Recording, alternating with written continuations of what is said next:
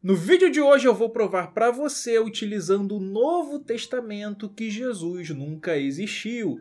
Sim, farei uso de inúmeras ferramentas exegéticas e também do uso histórico-crítico. Você vai analisar comigo contexto histórico, contexto cultural, você vai ver referência imediata, referência remota, contexto interno, contexto externo e muito mais. Quer saber como eu vou utilizar todas essas ferramentas para demonstrar que, segundo o Novo Testamento, Jesus não existiu? Então fique comigo até o final.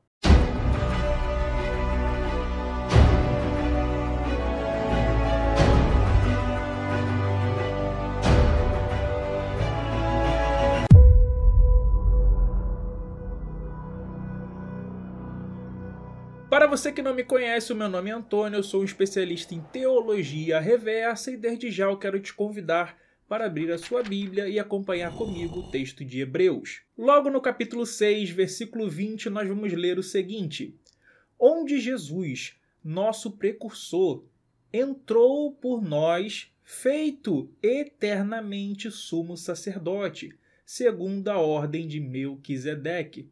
Como você pode observar, o autor de Hebreus está usando o pretérito perfeito para dizer que Jesus já entrou no local santo e se fez como sacrifício no tabernáculo celeste dentro da ordem de Melquisedeque. Mas por qual motivo ele está utilizando a categoria da ordem de sacerdote segundo Melquisedeque? Você já parou para pensar nisso?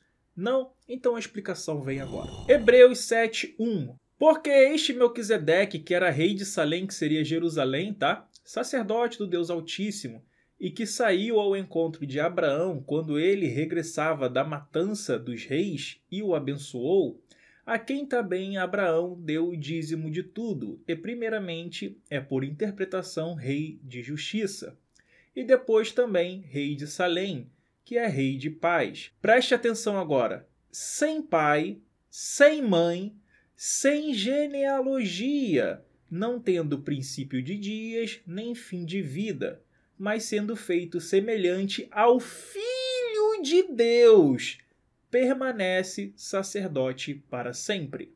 E nem adianta fugir para o grego, pois significa exatamente isso.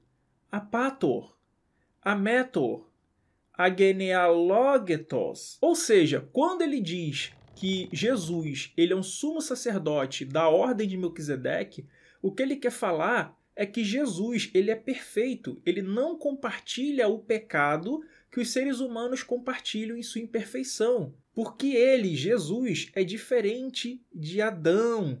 Ele não pertence ao mundo carnal, ele não tem o pecado original. Por isso que ele é sem pai, sem mãe, sem genealogia, ou seja, sem descendentes. É óbvio que o autor de Hebreus está fazendo referência, por exemplo, ao Salmo 110, onde você vai ver o seguinte, no versículo 4.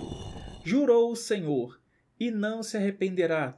Tu és um sacerdote eterno, segundo a ordem de Melquisedeque. E é óbvio que Jesus traz pão e vinho, assim como Melquisedeque, como podemos ver em Gênesis 14. O autor de Hebreus, com certeza, teve acesso a textos mais antigos em relação a Melquisedeque e também a tradições mais primitivas em relação a Jesus.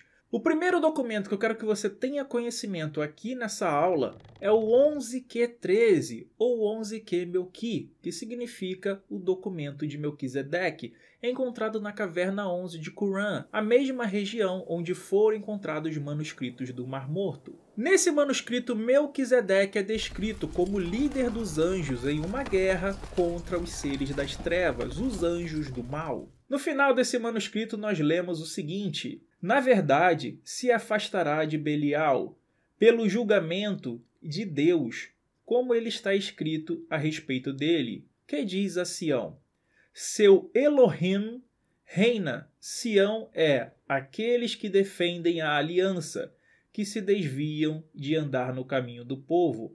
E seu Elohim é Melquisedeque, que os salvará da mão de Belial, quanto ao que ele disse. Mas se tudo isso até agora não te convenceu, então eu quero que você saiba que existe um texto das primeiras comunidades cristãs achado na biblioteca de Nag Hammadi, onde você encontra um livro chamado Melquisedeque.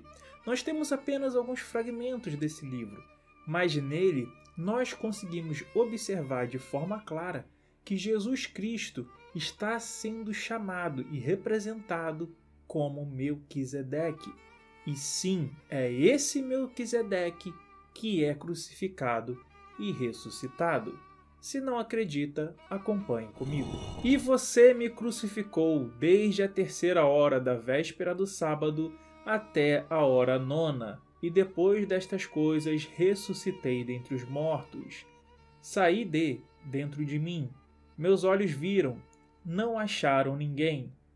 Me cumprimentou, eles me disseram: seja forte, ó Melquisedeque, grande sumo sacerdote do Deus Altíssimo, pois os arcontes, que são seus inimigos, fizeram guerra, mas você prevaleceu sobre eles, e eles não prevaleceram sobre você, e você resistiu, e você destruiu seus inimigos.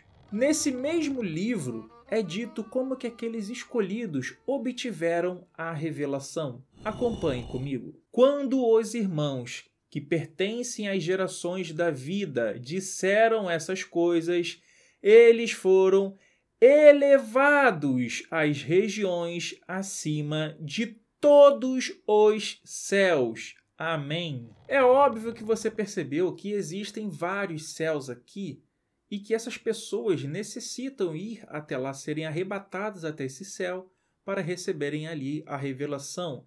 É justamente isso que vemos na ascensão de Isaías e na Epístola Paulina. Revelações não de apóstolos que conviveram com Jesus, mas de pessoas que foram levadas até o céu e lá receberam a revelação. Dessa forma, nós podemos concluir de forma cabal que o personagem Jesus que encontramos durante todo o Novo Testamento, de maneira alguma é baseada em um homem histórico, analfabeto, falante de aramaico, que era um mero camponês, revolucionário, anti-império romano. Não encontramos respaldo para nada disso em lugar nenhum no Novo Testamento. Mas, de fato, nós conseguimos concluir que esse personagem está sendo baseado nas lendas enoquianas, está sendo baseado nas figuras escatológicas celestiais que eram corriqueiras no período em que os manuscritos do Mar Morto foram escritos. E esse lastro histórico nós podemos acompanhar na ascensão de Isaías, nós podemos acompanhar no texto de Melquisedeque, dos textos gnósticos da biblioteca de Nag Hammadi.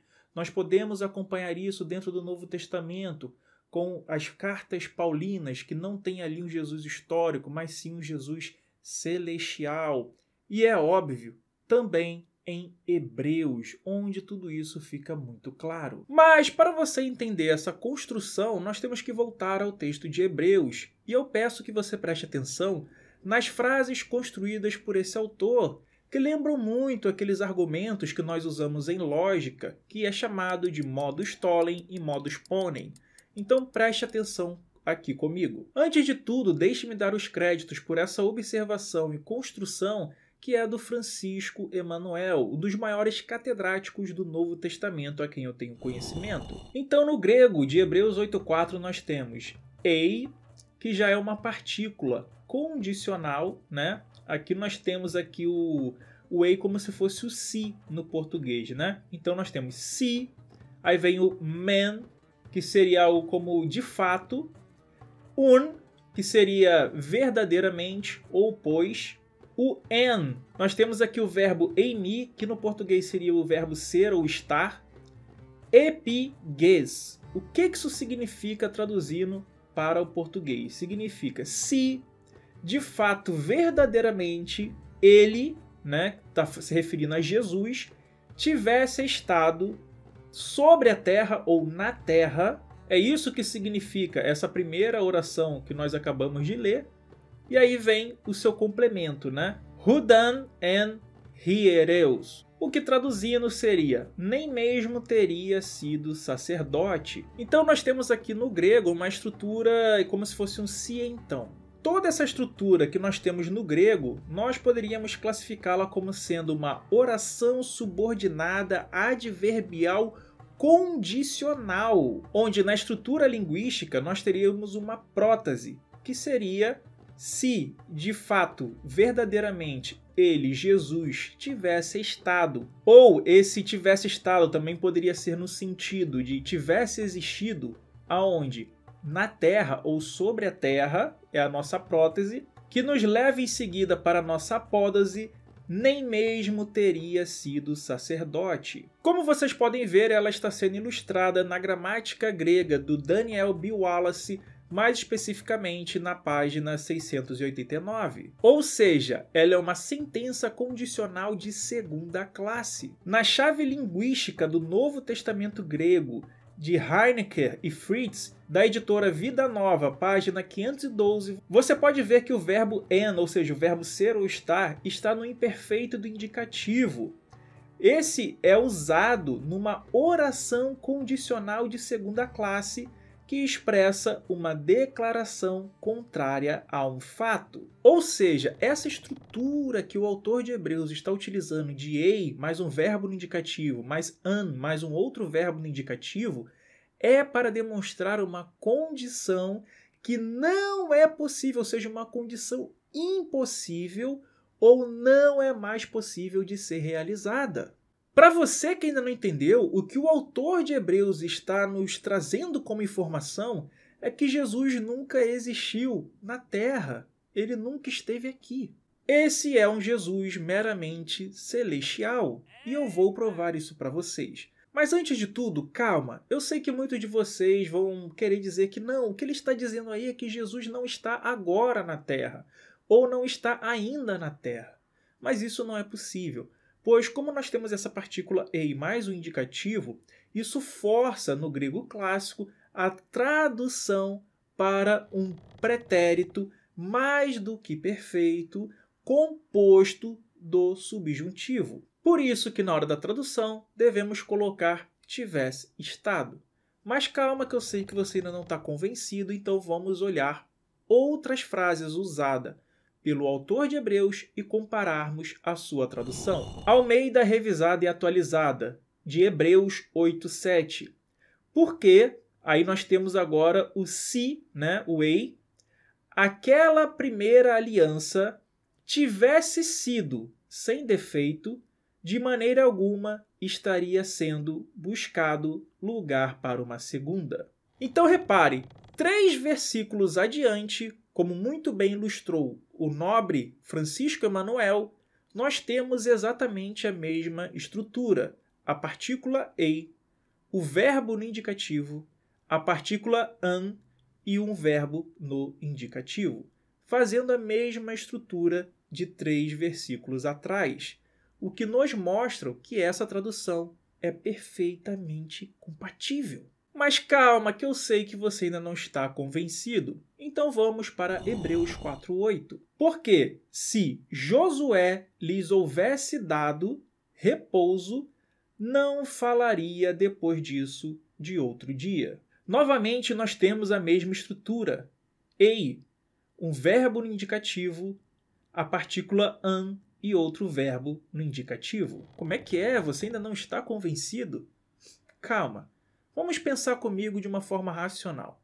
Se o autor de Hebreus quisesse dizer que Jesus ele esteve na Terra e que agora não está mais, a frase deveria ser escrita de uma outra forma. Acompanhe comigo a construção correta da frase, caso esse fosse o pensamento do autor de Hebreus. Pois, de fato, verdadeiramente, quando Jesus esteve na Terra, ele nem sacerdote foi. Também poderíamos traduzir de uma forma mais simples. Quando Jesus esteve na Terra, ele nem sacerdote foi. E isso, meus amigos, encerra de vez qualquer tipo de discussão, pois se de fato a intenção do autor de Hebreus era colocar que Jesus já estivera na Terra e ele já se sacrificou aqui na Terra e depois foi para o céu, então ele teria que ter feito uso da partícula quando, quando Jesus esteve, mais o pretérito perfeito. Esteve, uma ação pontual no passado. Esteve na terra.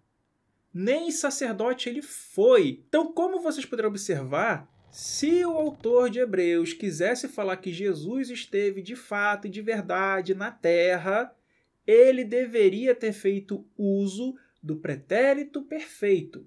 Aí ele troca essa construção que seria perfeita e clara dentro dos seus objetivos, caso fosse essa a sua intenção, por uma oração subordinada adverbial condicional, colocando a primeira oração num pretérito mais que perfeito composto do subjuntivo, né, que seria, no caso, a nossa tradução. No grego não é assim, tá?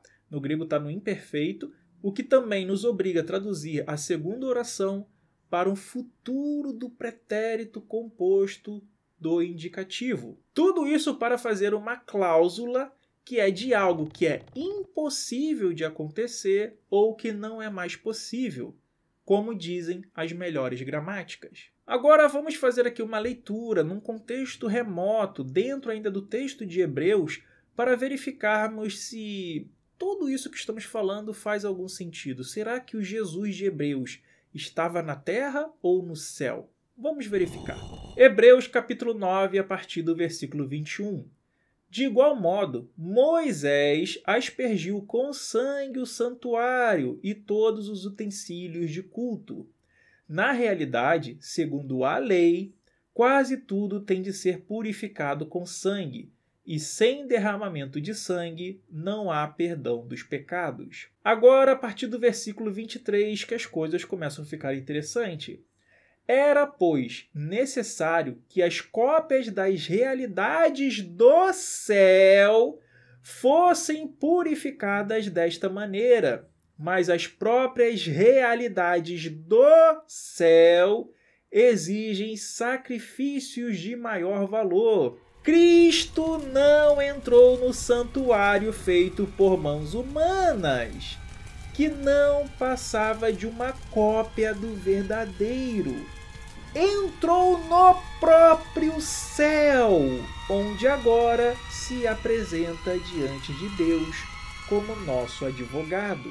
Ou seja, para o autor de Hebreus, Jesus se apresentou uma única vez no tabernáculo perfeito que está no céu e não na terra. Em Hebreus 12, 22, nós temos o seguinte: Mas chegastes ao monte Sião, e à cidade do Deus vivo, a Jerusalém celestial, e aos muitos milhares de anjos. Já em Hebreus, capítulo 2, nós temos o seguinte no versículo 14: E visto como os filhos participam da carne e do sangue, também ele participou das mesmas coisas, para que pela morte aniquilasse o que tinha o império da morte, isto é, o diabo. Bom, talvez você não esteja entendendo como que o diabo pode ser o possuidor de um império, um domínio do mal, um domínio das trevas. E isso fica claro quando observamos textos daquele período histórico-cultural que falava sobre isso, como o texto da Ascensão de Isaías. Ascensão de Isaías, capítulo 9, do versículo 13 ao 16. Pois nos últimos tempos o Senhor descerá ao mundo, e será chamado Cristo, quando descer e vir a vossa forma, e será um homem.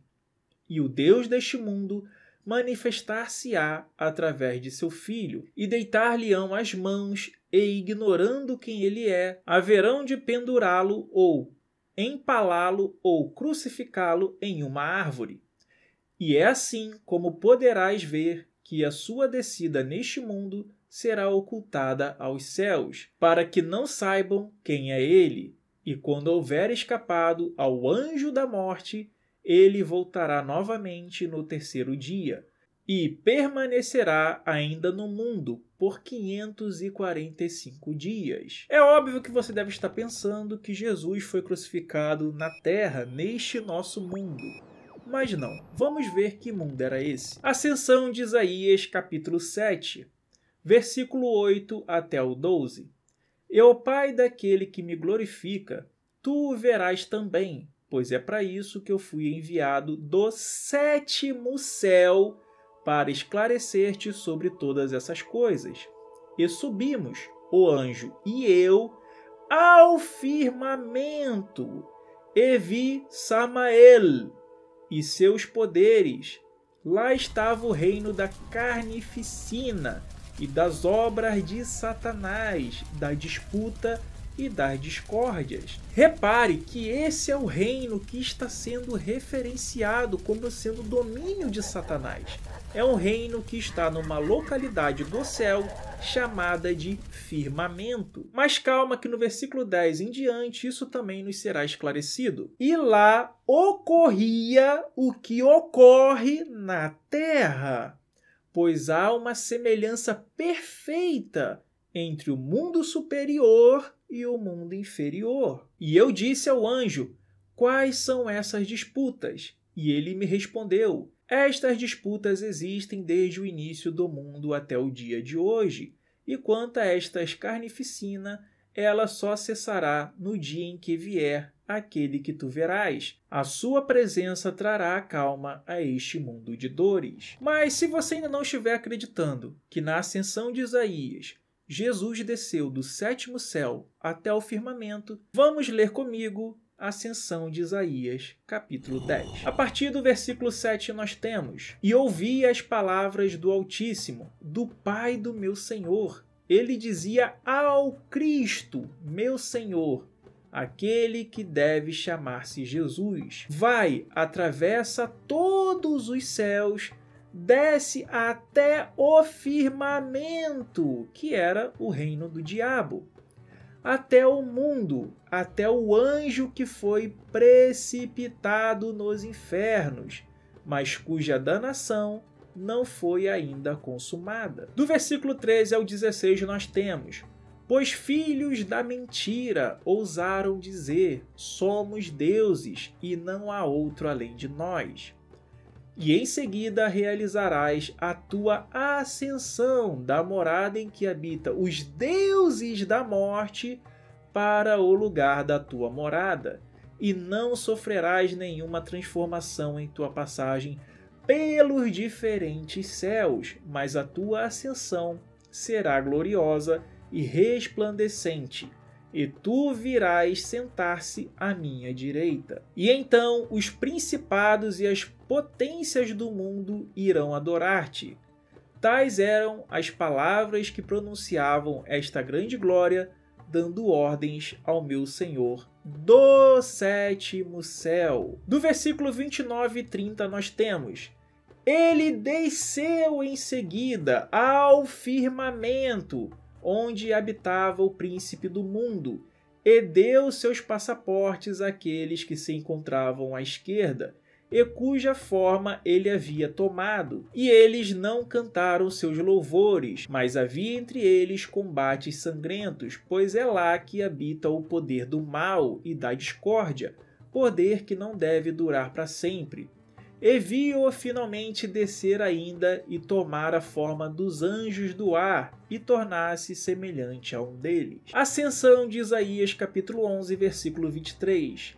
E eu contemplei, ele chegou ao firmamento, mas não mais assumiu a forma daqueles que o habitam. E todos os anjos do firmamento e o próprio Satanás se prosternavam diante dele. Uma outra coisa muito curiosa sobre a ascensão de Isaías que você tem que conhecer é que cristãos, posteriormente, acrescentaram a esse trecho algumas histórias do Evangelho, como José, Maria, a crucificação de Jesus, coisas que não existem na versão latina. Você pode constatar por você mesmo que na versão latina não existe nenhuma menção a José, Maria ou qualquer coisa em relação a Jesus contida nos evangelhos.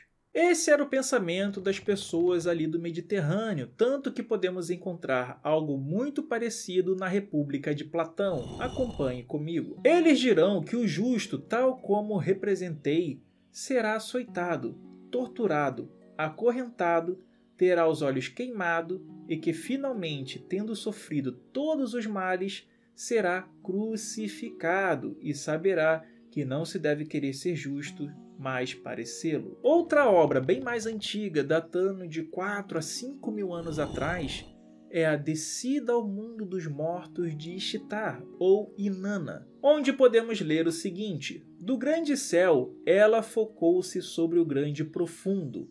Do grande céu, a deusa focou-se no grande profundo.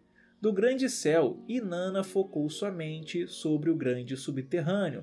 Minha senhora abandonou o céu, a terra abandonou e desceu para o submundo inferior. Inanna abandonou o céu, abandonou a terra e desceu para o submundo. Como você pode reparar, a estrutura narrativa de Inanna se assemelha muito à descida de Jesus na ascensão de Isaías e o que podemos encontrar de semelhante também no Novo Testamento. Em outro trecho encontramos: fica satisfeita Inanna, um poder divino do submundo foi cumprido. Inanna, não deves abrir a boca contra os ritos do submundo.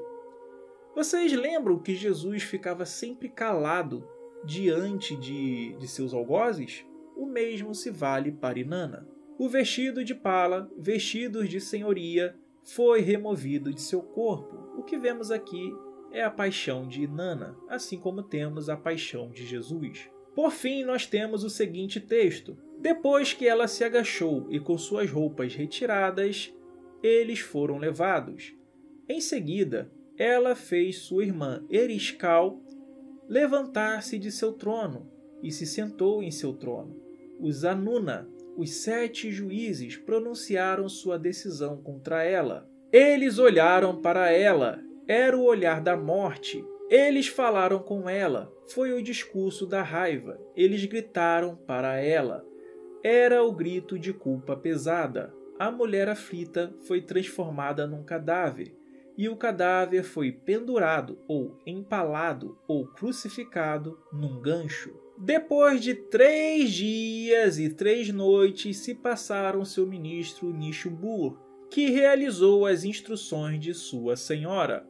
Depois de 3 dias, Inanna é resgatada, ela ressuscita, e como vocês podem ver, existe aí um tribunal que representa algo como se fosse o Sinédrio. Eu também poderia citar textos enoquianos que eram muito comuns ali do primeiro século, mas não vem ao caso, pois eu vou apresentar para vocês outros textos do Novo Testamento que endossam isso. Nas epístolas paulinas, mais precisamente Efésios 6,12, nós temos: porque não temos que lutar contra a carne e o sangue, mas sim contra os principados, contra as potestades, contra os príncipes das trevas deste século, contra as hostes espirituais da maldade nos lugares celestiais. Em 1 Coríntios, capítulo 15, dos versículos 44 ao 49, nós encontramos o seguinte: semeia-se corpo natural, ressuscitará corpo